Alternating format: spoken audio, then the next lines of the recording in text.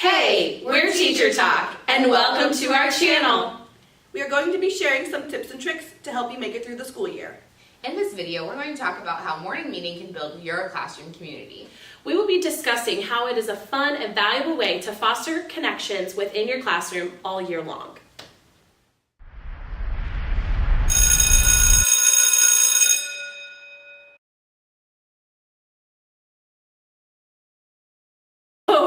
The third component of a morning meeting is the group activity. And this is something that gets the class as a whole group up and moving and interacting with each other beyond just saying good morning. A lot of times these include games and or team building activities. I want to say that the magical they, the people that came up with this whole morning meeting idea, want teachers to shy away from doing academic activities because that's more of a learning thing. So if a child, like let's say you're practicing math facts and I'm terrible at math and I don't know my five multiplications hopefully, but my sevens, and that's what you're practicing, I'm not going to want to participate because I know I don't know it and I'm not going to feel successful and part of the group. So it's really important that your group activities are not academically based. It's also, you can do it in partners, and you can always partner up students that, don't partner up. You usually tend to have those friends that always gravitate towards each other for everything in your classroom. So I feel like the group activity aspect of morning meeting is that opportunity to get kids to interact with the people that they don't normally interact with. Yeah, to help build that whole community in your classroom, not just for certain students at certain times. Right, and so it may be hard to think of what activities you want to do for a group activity. But again, like I said, for the greetings and questions of the day, there are tons of resources online. You can print them off and laminate them and put them on a ring like she's done. And you can find them at grade appropriate levels. For example, so this one's called Quack Moo Cock-a-Doodle Doo. Obviously, we're kindergarten teachers, so. So basically, you have a child sitting in the middle, and he or she is the farmer, and they're blindfolded, or you can have them close their eyes, and they stand in the center of a circle.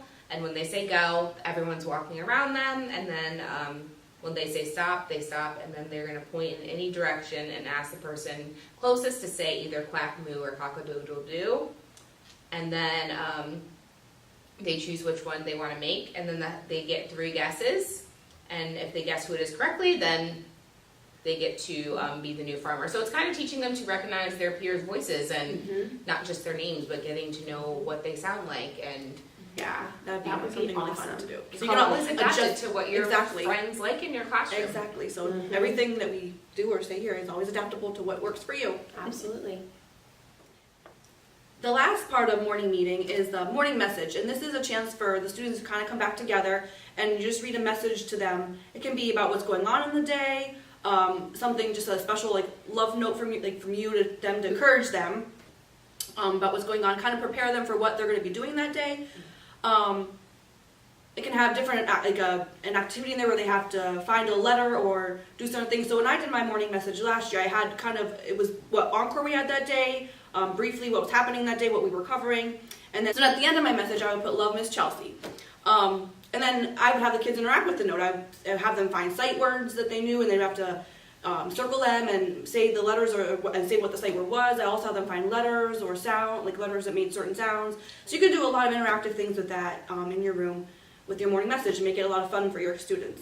Yeah, and also depending on what grade you're doing this with, you can choral read it, have a certain student of the day read the message, or you can read it to them. Just making sure that, especially with the younger kids, that you're pointing to the words as you read it, because you're modeling that reading for them, because that's our biggest goal for, especially kindergarten, is to get them to read. So eventually, like when you pull in those sight words and things, and they'll feel like, wow, I can read the morning message like I'm reading. Right. And I always found that they were really helpful, especially when I was out with a substitute. So if I was doing them consistently every day, one, it wouldn't throw the kids off because they knew that that was a message from me and something we did every day. And also I could always sneak in there like, be really awesome for your substitute, or I can't wait to hear about the things you're doing while I'm not there. And that really, I talked to my co-teacher, and she said that the days that I did it, because some days I would forget, it's an emergency, you call out the morning of, you can't really write a message. But the days that I would pre-plan that, she said, always ran so much smoother because it's almost like they were starting the day with me there because of that message. And it also kind of gets your substitute or guest teacher, whatever you want to call them, a chance to bond with your students, and then it shows them, oh, this is a routine that's still happening. We're still meeting. They're still wanting to know us, and that kind of makes the students more accountable for their actions because they're like, my teacher wrote this message. She knows this person. She knew they were going to be here. They're going to talk, and they care about my success as well because they're doing this and making sure I know what's happening today. Absolutely.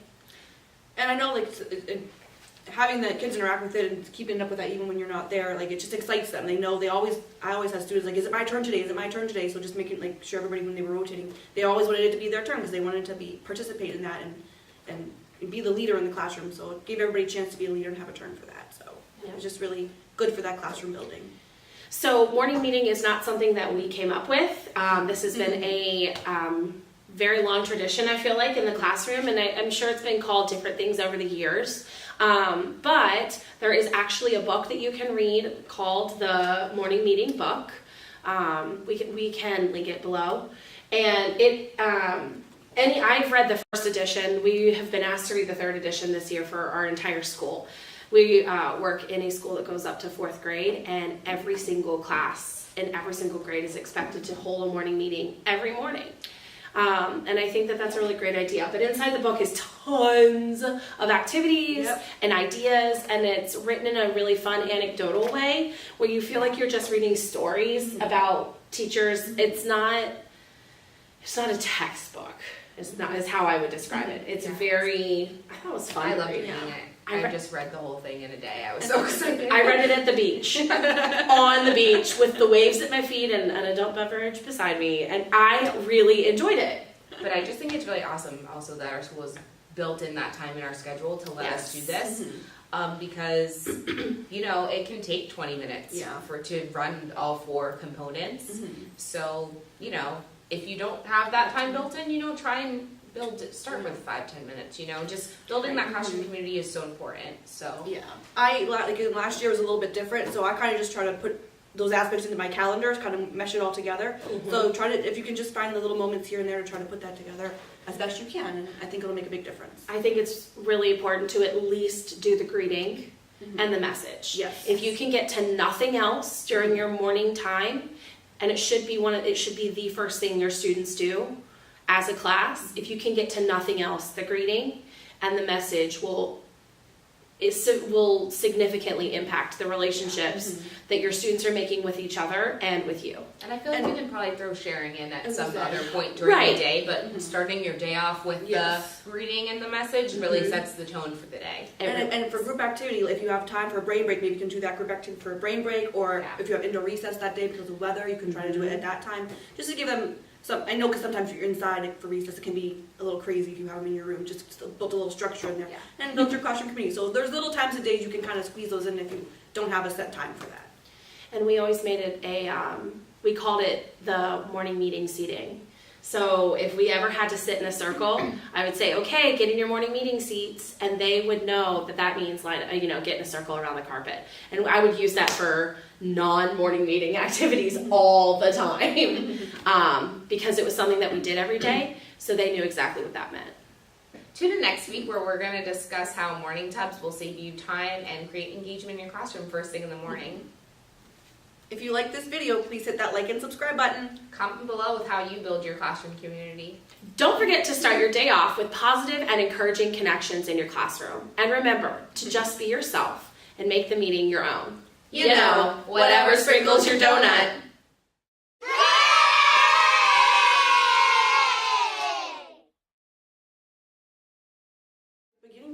Make New friends, but keep the old. One is silver and the other's gold. A circle is round and has no end. That's how long I want to be your friend.